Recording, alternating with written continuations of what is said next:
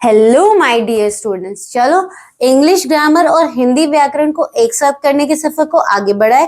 तो अभी तक आपने हमारी प्रीवियस वीडियोस में देखा कि टाइप्स ऑफ सेंटेंसेस क्या होता है। आज हम देखेंगे क्लासिफिकेशन ऑफ सेंटेंसेस क्या होता है, वाक्य का वर्गीकरण। टाइप्स और क्लासिफिकेशन में डिफरेंस क्या होता है। जो टाइप्स होते हैं, भेद होते हैं, वो हमें बताते हैं कि जो सेंटेंस है, जो वाक्य है, उसका क्या काम है, उसकी क्या जॉब है। जैसे अगर वो सिंपल था तो हमें पता था कि डिक्लेरेटिव सेंटेंस है। अगर किसी से क्वेश्चन पूछना था तो इंटेरोगेटिव सेंटेंसेस थे। ऑर्डर या कमांड दे रहे थे तो वो हमारे इंपेरेटिव सेंटेंस थे। और जो हमारा क्लासिफिकेशन ऑफ सेंटेंसेस होता है वो बताता है कि हमारा सेंटेंस, वाक्य का क्या स्ट्रक्चर है, क्या फॉर्म है, वो दिखता कैसा है। तो चलो इसको देखते हैं।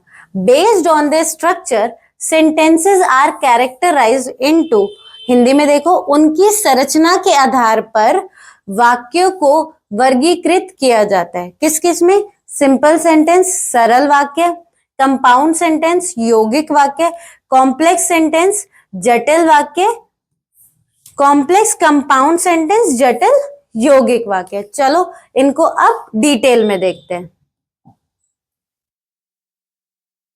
सबसे पहले हमारे simple sentences. A simple sentence, जिसको हिंदी में हम सरल वाक्य भी कहते हैं, is a short complete idea with one subject and one action means predicate.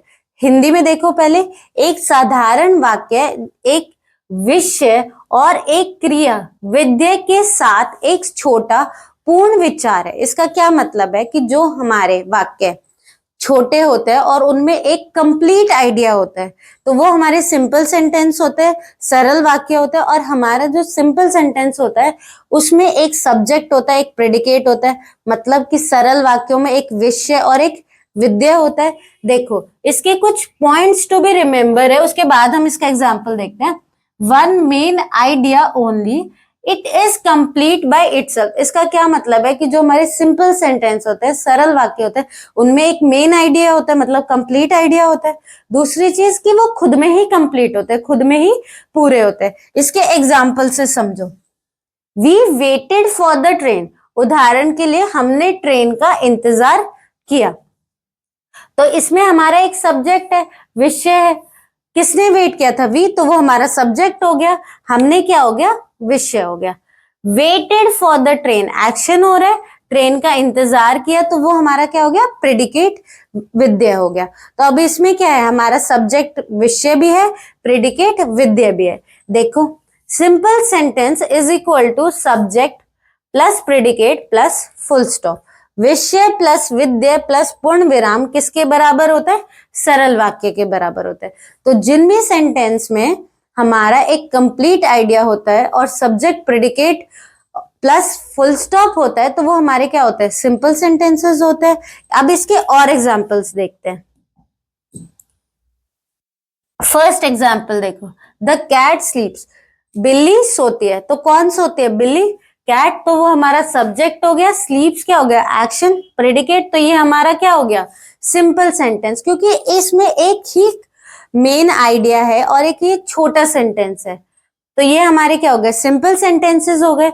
Next देखो, दे सिंग सॉन्ग्स, वे गीत गाते हैं। इसमें भी हमारा एक कंप्लीट आइडिया और हमें ये भी पता चल रहा है कि कोई गाना गा रहा है और कौन गा रहा है।